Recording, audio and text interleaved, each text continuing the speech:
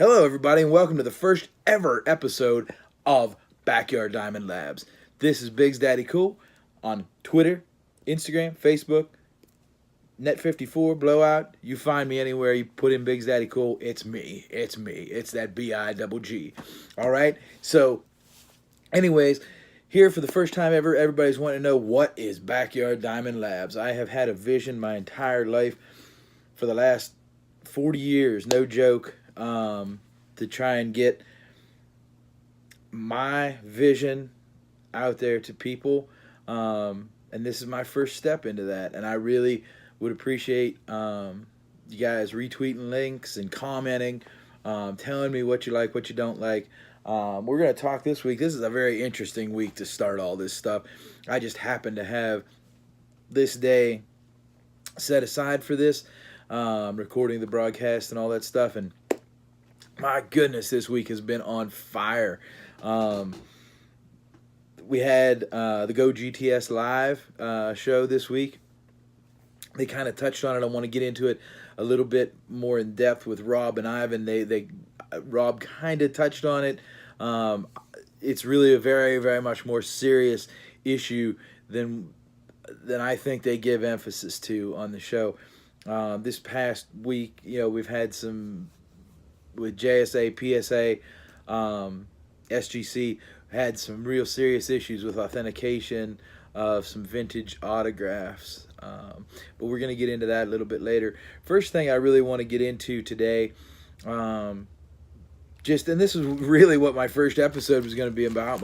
Me and my wife had actually talked about a couple things and topics and what we would do for the first episode here at Backyard Diamond. We wanted to talk about it. Something that's on everybody's mind, really, right?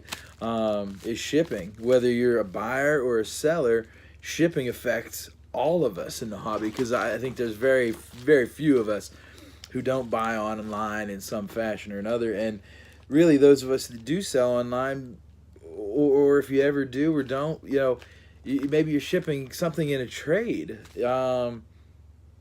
Shipping affects us all, and I really think everybody, number one, as a consumer, is trying to receive that good customer experience from everybody.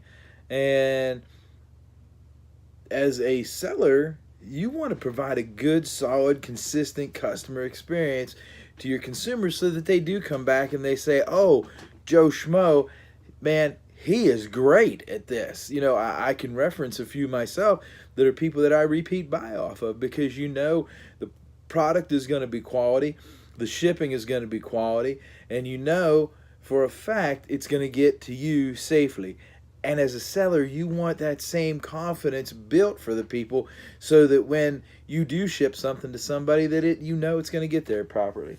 This is really what I wanted our first show to be about. We're not calling anybody out here. We're not putting any names on camera or anything like that. Really, we'll talk about a few things that I've purchased the last... I dropped an envelope there. Purchased the past week or so on different platforms, be it eBay or whatever. That I've purchased on... I've got a couple things I've purchased on different platforms, be it eBay or trades on forums or different things like that. So really want to just go over some of this stuff and see how maybe we could throw it out there. How do you ship? You tell us. How do you ship? How do you feel the customer feels when they receive your envelope in the mail or your box or your whatever that you ship to them? Do you think they're getting that, oh, whoa, this is from Jim and this is awesome? As soon as they see it in the mailbox, do you have that experience with your customers? Because we are all salesmen, right? Everybody kind of gets caught up, I think, in the fact that we're just selling cards, and they go in an envelope and they get shipped and the guy opens them up and they throw them in their collection and whatever, right? This is a multi-billion-dollar industry. sports cards and memorabilia. And I'm telling you what, right now, if you're not grabbing a hold and taking advantage of people that you've sold to, people that have either randomly showed up to your eBay site or to your website or to your Facebook or to your Twitter or your Instagram, and that they've bought something off you, be it for $1 or $5 or $10 or $1,000, right? You have somebody that has purchased from you. What is your rate of return? Customers. Return customers. Return customers. How are you getting them back to you? When you pull up and you get an envelope in the mail and you look and somebody looks and they see, oh, that's that card I was waiting for. Is that wow experience? Is that, is some of that stuff going to get you to, have somebody come back and look at your site again or look at your listings again or to interact with you on Twitter or Facebook or wherever everybody's selling anymore, Instagram now. Some of these off sites, the forums, Blowout, Net54, Freedom Cardboard. There's all kinds of places we can purchase our cards. And I think we're not really, as sellers or as buyers, taking advantage of the best of that. And you'll understand what I mean by buyers taking advantage, because you need to reward the people that are putting forth that extra effort for you. So let's get into a couple things, then we'll talk quickly about, because we'll get into that a little later, a little more in depth, another episode as this situation develops with JSA and PSA. But this one, I already pre-cut the one end, you'll see there. I got this one about a week or so ago, and I'll tell you, because I really thought this was going to be, something. As soon as I saw it, I thought, I'm not going to get this out. And me and my wife were talking about, my goodness, you'll see the shipper sent it in a bit of a folded over, and I'll show you once I get their address off of here. A bit of a folded over bubble envelope, right? They folded it over,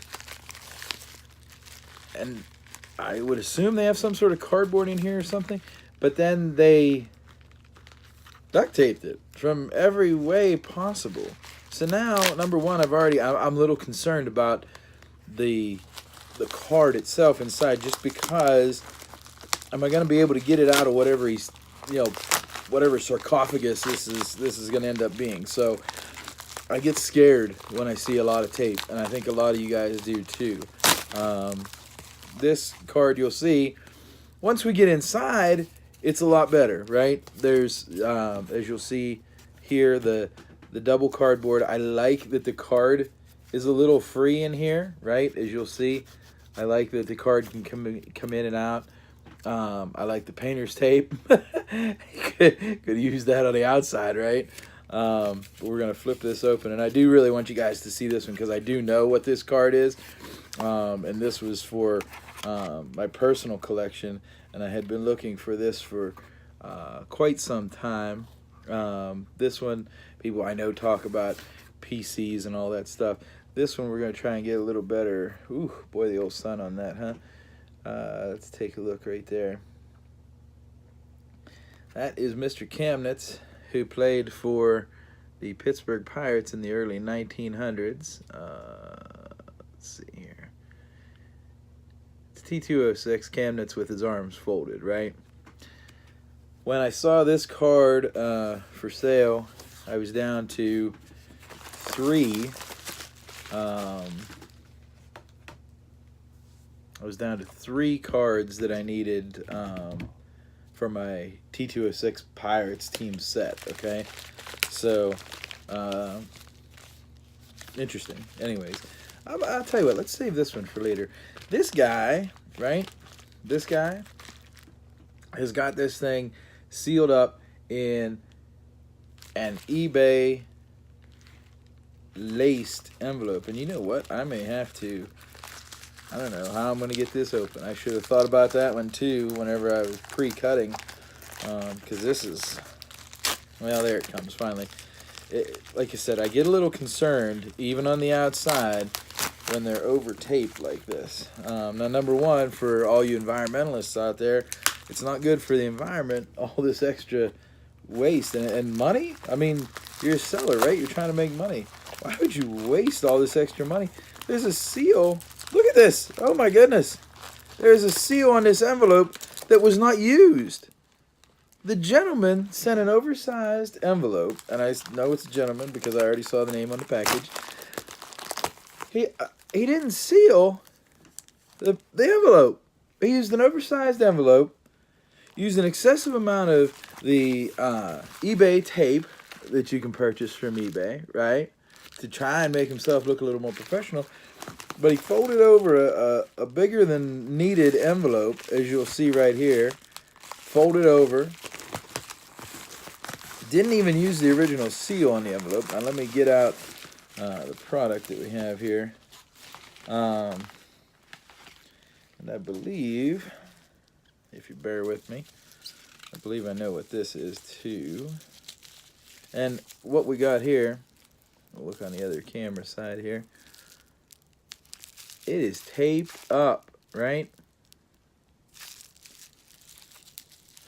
Make me nervous. They're hard to get into.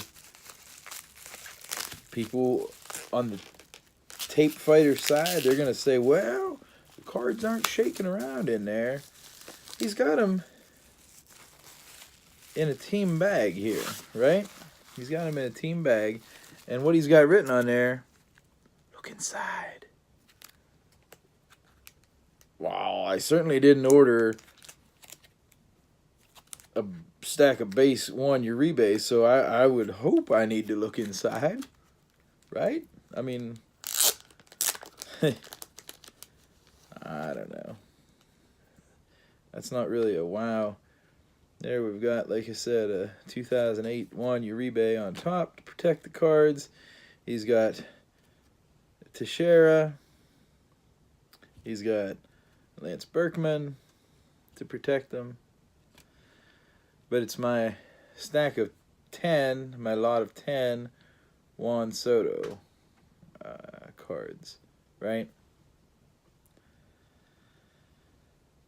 A little overprotected. I'll be curious to see when I get into the cards themselves, see how the corners look and all that stuff. Just because when you're buying lots, you never know what you get.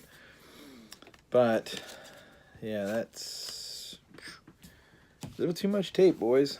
Let's put that back in the team bag would have been plenty sufficient, in my opinion. And then, you know, what he had here was a little bubble wrap pocket that he kept it in. It's plenty fine. This here we've got just a straight up, you know, AAA or 000 bubble envelope. This is my personal favorite at this point. I have some other ideas we'll be talking about in later weeks. That's it. Slip it open. This guy has had in a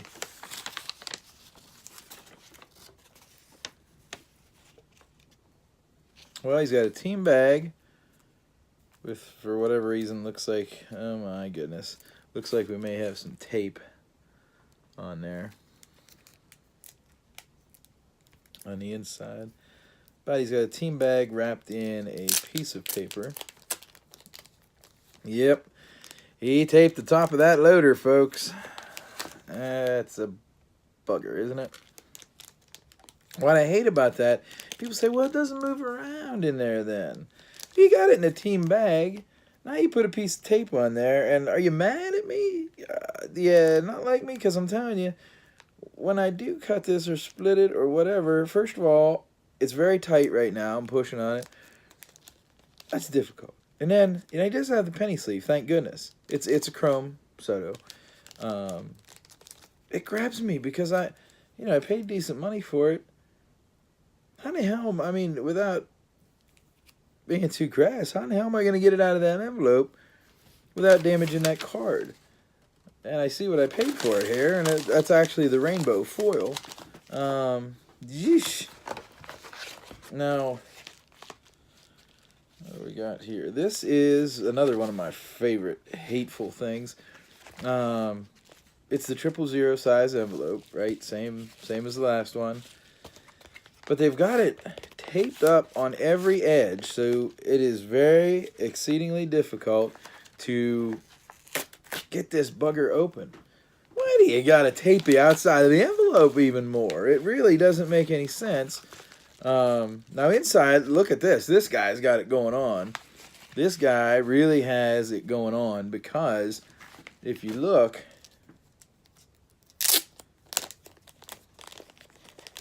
he's got it well, like sized, like he's got this cardboard set perfectly, right?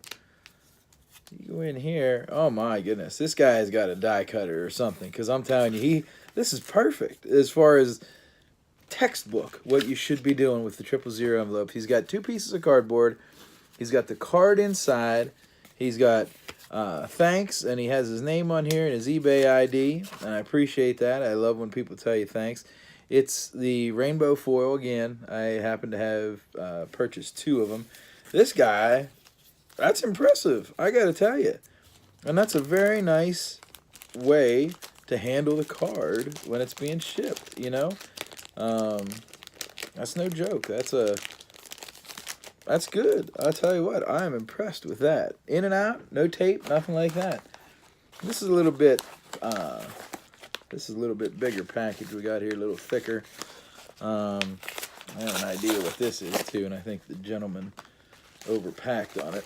But I wonder, I don't think I paid shipping on it, but he did pay twice the going rate. You'll see now, it's a rare exception, but this is a great secure package, right? He's got a good piece of packing tape on it.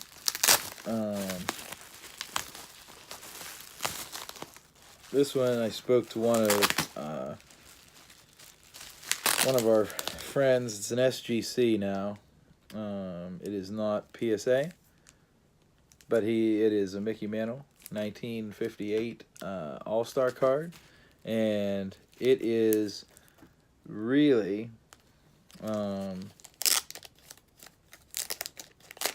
packaged well.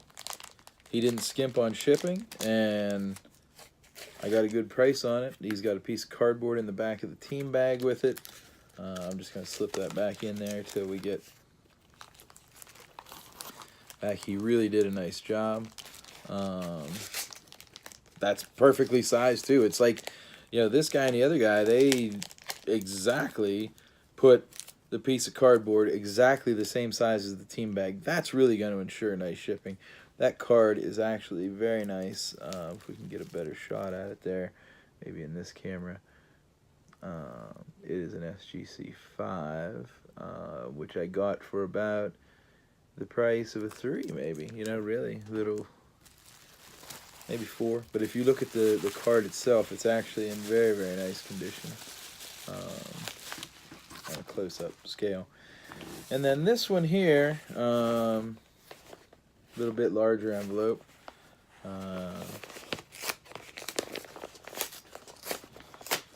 Oh, by the way, I am filming this on 2 cameras. I'm not really sure how it's going to work out. So if you only end up seeing one view or part of one view, we'll see for next time. We're trying to work on that, right? Oh boy. Holy smokes. What in the... Huh. So inside this enormous envelope, which is like one of the old-fashioned padded envelopes, got, I don't know, asbestos in it or something. But underneath, he's got 2 solid chunks of cardboard here. And I do know what these are too. He's got another reused, right? Reused. I don't like it because he didn't even take the other person's name off of the envelope. A reused So I've got somebody else's name and address. In my business, what I work in professionally, like that's not cool. Like obviously I was gonna have the shipper's name and address somewhere, but if you look, what's nice about this and these two are the last two outside of Honus Wagner that I need for my PSA Pirates team set. These two are little. I've been looking for these two for a while, and they're common, so that tells you. That was a little bit of an overpacked. Well, I do need one Fred Clark yet for the Pirate set. But anyways, that's the shipping segment for today, and I think a lot of us, again, not to call anybody out, I don't want anybody to be,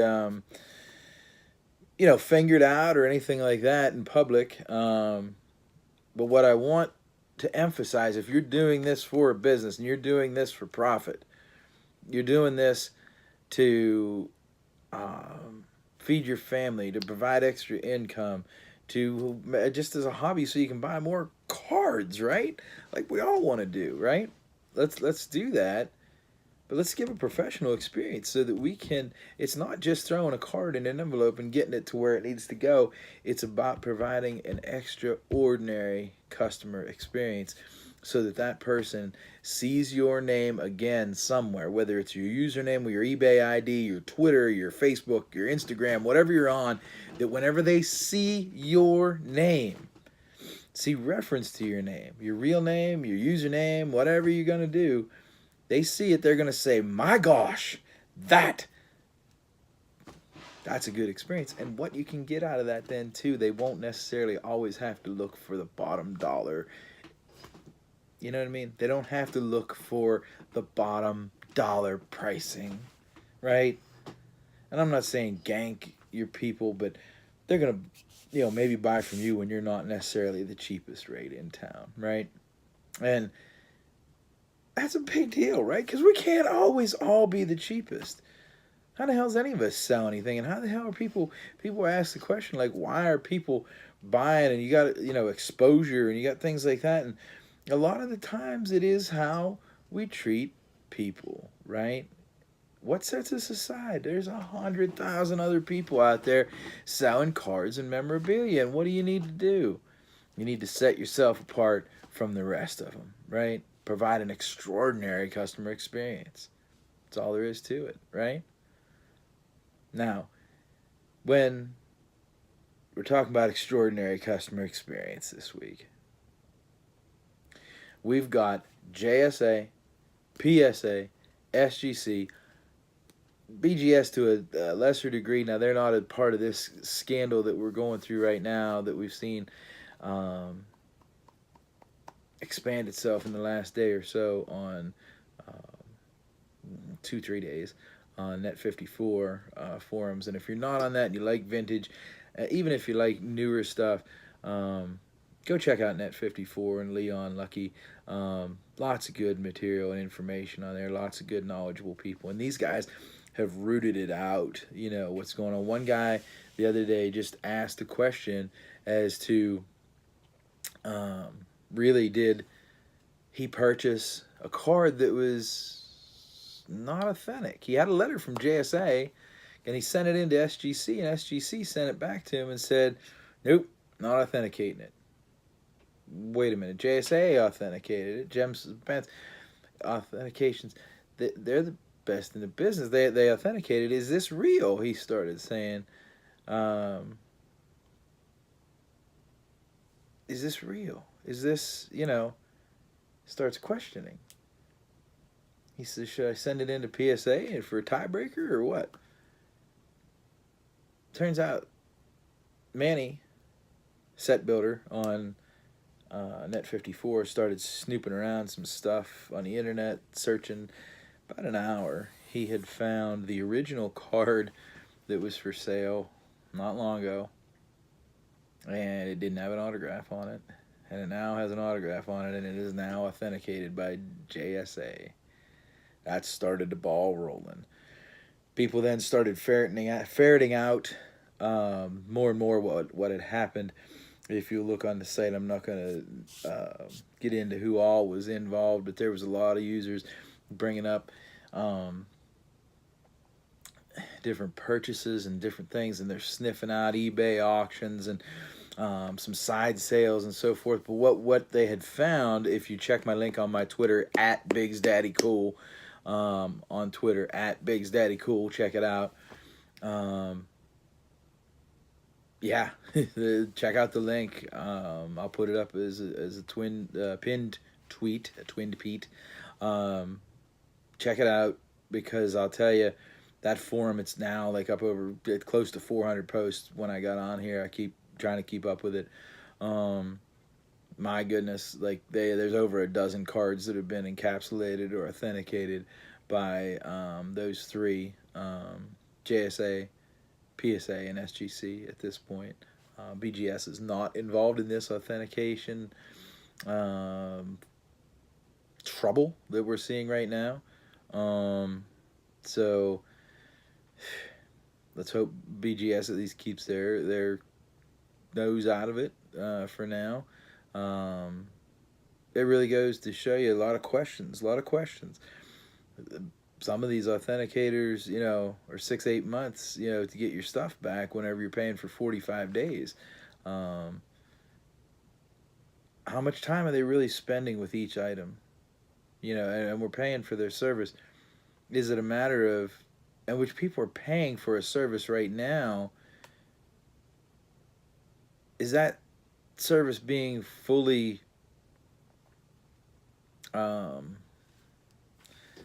realized? Is that we're getting our value out of that service? That's a problem right now. It's a big problem that we need to overcome.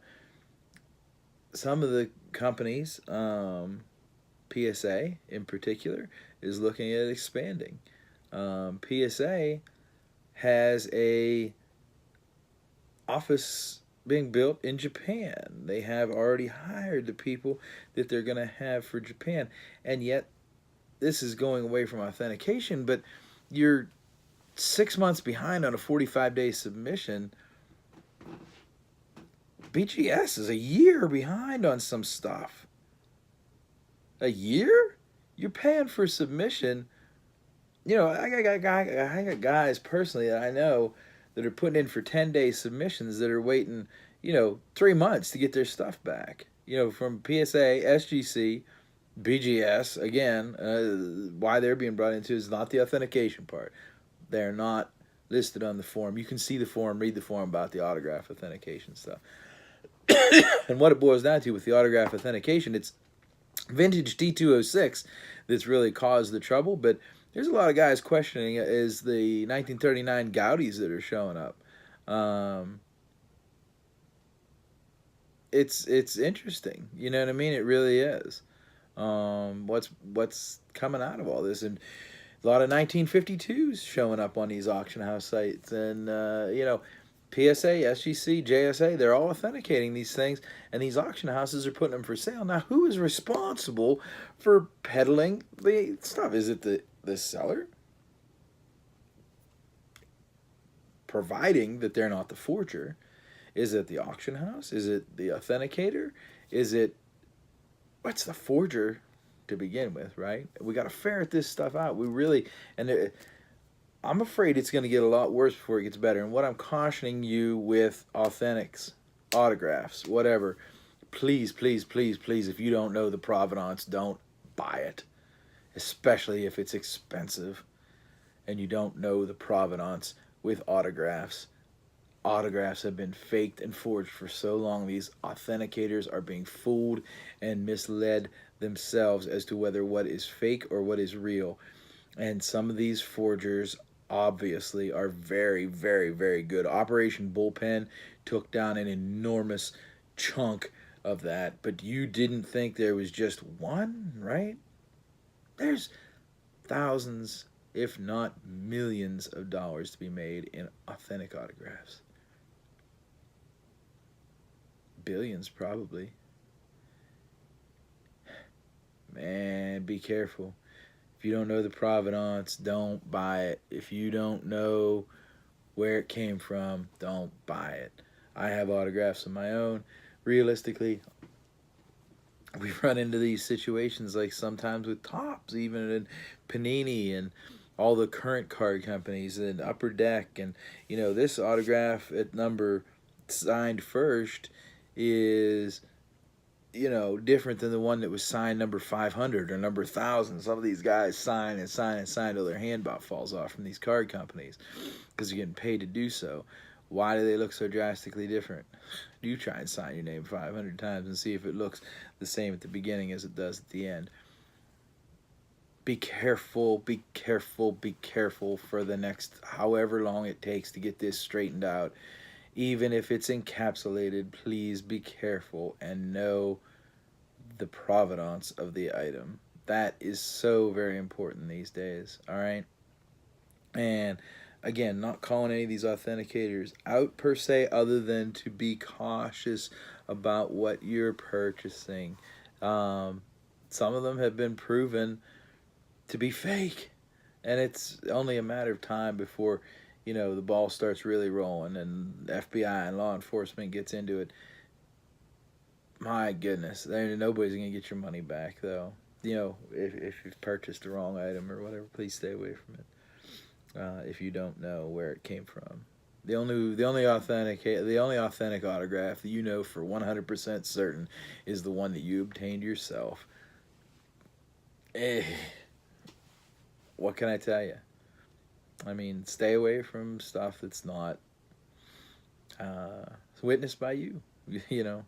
For now. I mean, because we need to figure out what these authenticators know, what they don't know, who's authenticating stuff. We need to hold them accountable is what it boils down to. Anyways, let's get off this soapbox and let's have a really good weekend. All right, everybody, and let's see if we can get out there and get some cards, find some stuff that we can do. Show me your stuff. Text me on the Twitter, on the Instagram, wherever you see my name, biggsdaddycool. I'll be happy to chat you up about anything. My 40+ years of knowledge. Hopefully I can bring some value to the table for you. Please, please, please have a great, great, beautiful, safe weekend. And